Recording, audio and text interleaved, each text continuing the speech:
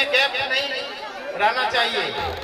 आगे खाली जगह नहीं छोड़ेंगे, भर करके बैठना है। सभी माताएं बहनें भाई लोग पीछे बैठ जाएंगे, आगे आ जाइए।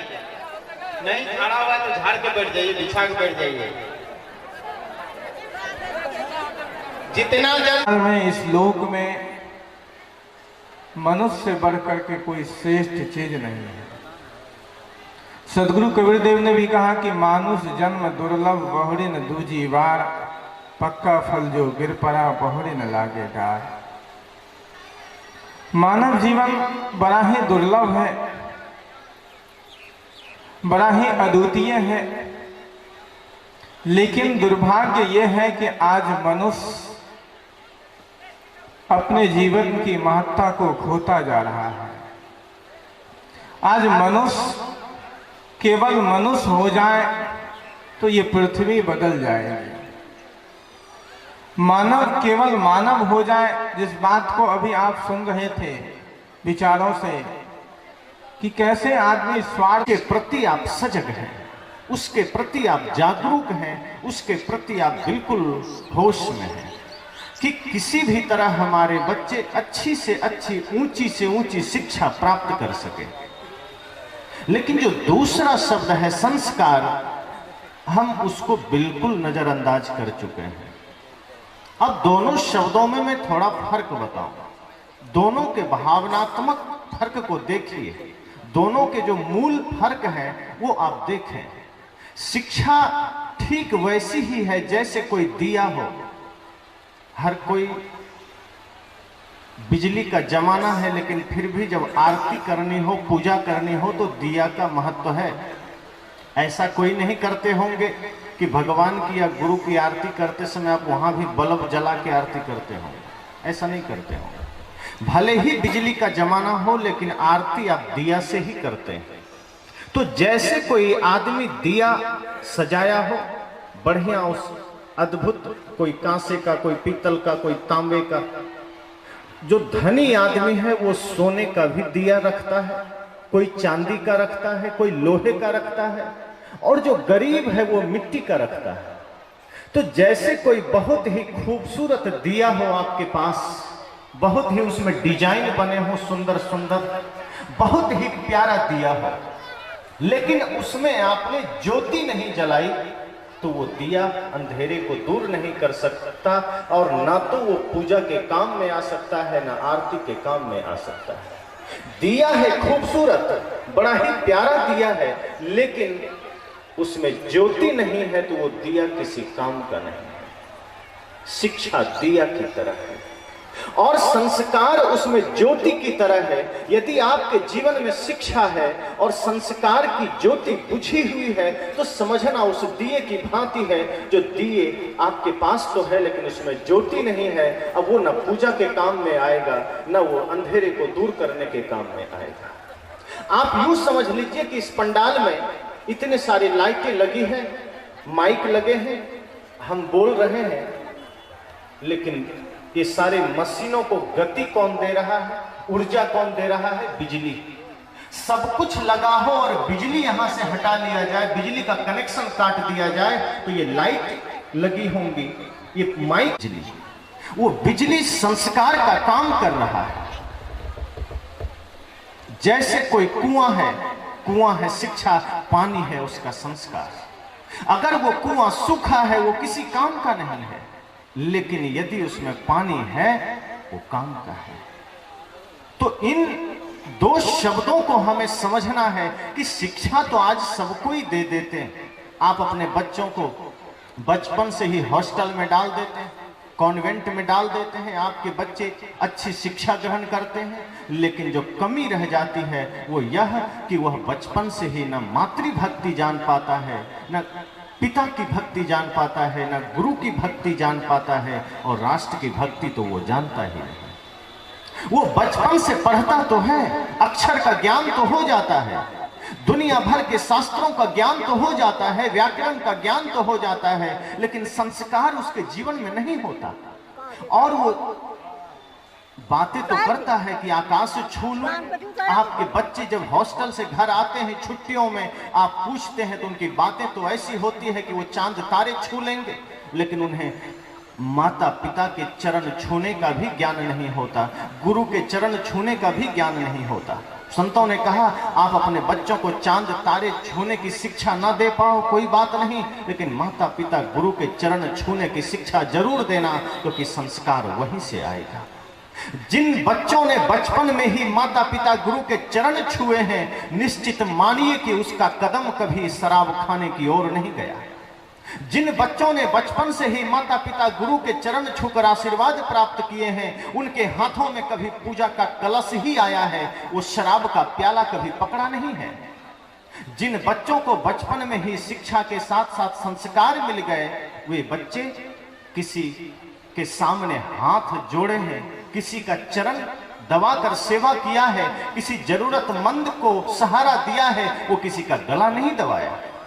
लेकिन आज जो तमाम तरह की घटनाएं हो रही है, इसके पीछे का कारण इतना ही है कि हमने शिक्षा तो दे दिया, लेकिन संस्कार की शून्यता हो गई, संस्कार बिल्कुल भी न दिया। आज हम कल्पना करते हैं, आज हम इतिहास की घटनाओं को पढ़ते हैं कि कैसे श्रवण कुमार ने अपने माता पिता को कंधे में टांग करके 4 धाम की यात्रा कराया था। और आप भी कहते हैं कि मेरा बेटा भी श्रवण कुमार की तरह हो जाए। आपका बेटा भी श्रवण कुमार बन सकता है, लेकिन उसमें शिक्षा के साथ साथ संस्कार देना पड़ेगा। यदि आपने सिर्फ शिक्षा ही शिक्षा दी है, वो श्रवण कुमार नहीं बनेगा। वो आपको कंधे में टांग कर आपको 4 धाम की यात्रा नहीं कराएगा। अगर आपने उसको संस्कार न दिया है तो हाँ, इतना वो जरूर करेगा कि आपको इत्मीनान से वो वृद्धाश्रम पहुंचा देगा।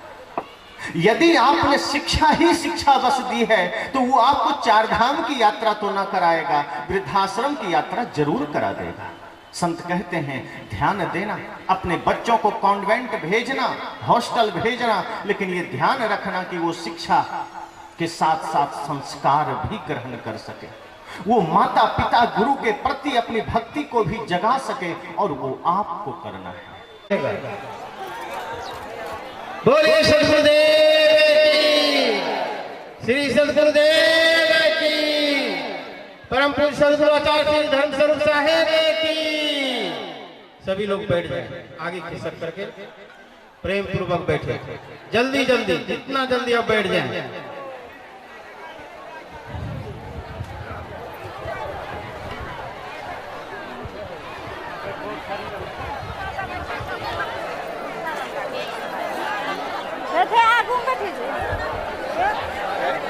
आइए, जब तक आप लोग व्यवस्थित बैठ जाएं, मैं निवेदन करता हूं श्री राजू परदेसी जी से कि पूज्य गुरुदेव जी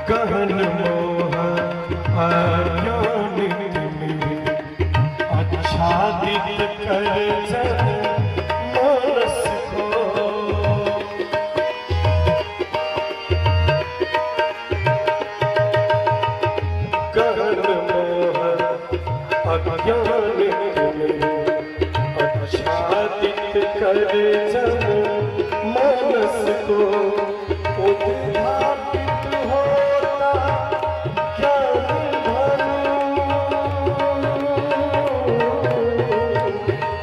उद्घाटित होता ज्ञान गुरुदेव आपके चरणों में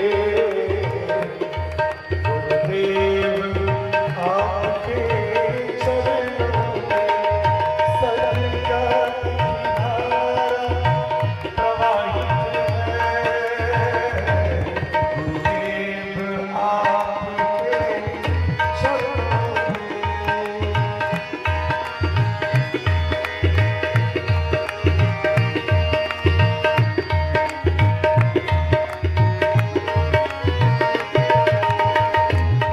संसार विषय विषयावन में है विविधता को संतप्त किया चलता है शांति समिर सदा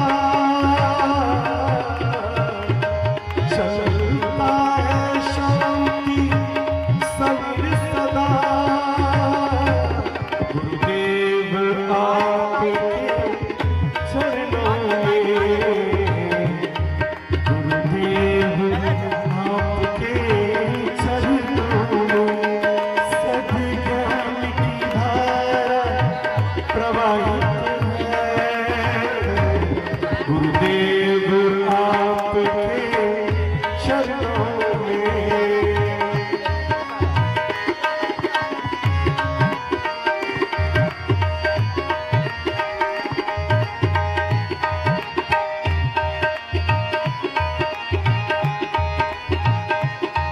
है काम मार्ग अविराम कहा दिखता है कभी वीरान वहाँ मिलता सच्चा विश्राम सहज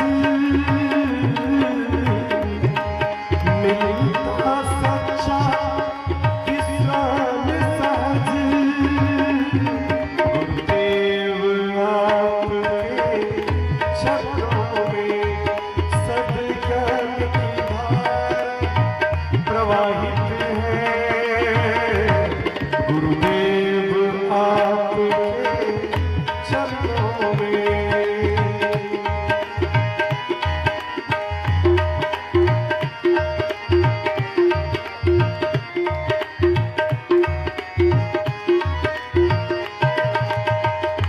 खानी बान बिहर वन में उलझाया स्वार्थी वंशक ने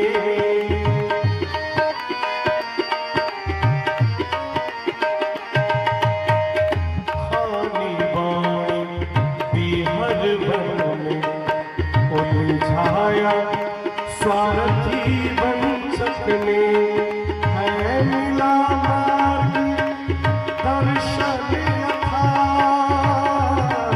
गुरुदेव आपके चरणों में सद्ज्ञान की धारा प्रवाहित है गुरुदेव आपके चरणों में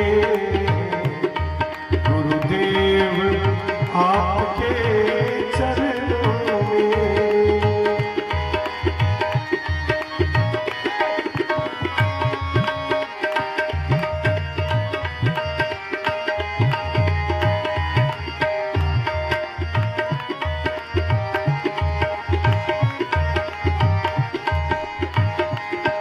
सद्गुरु कबीर का ज्ञान विमल भेषज है संस्कृत रोगों का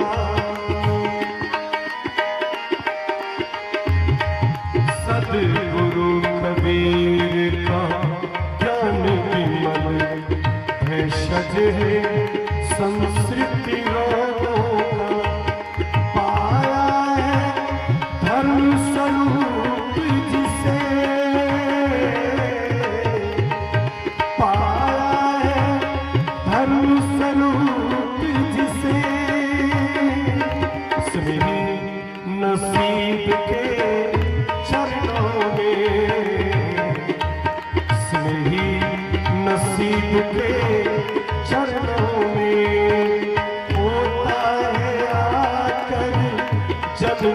निर्मल।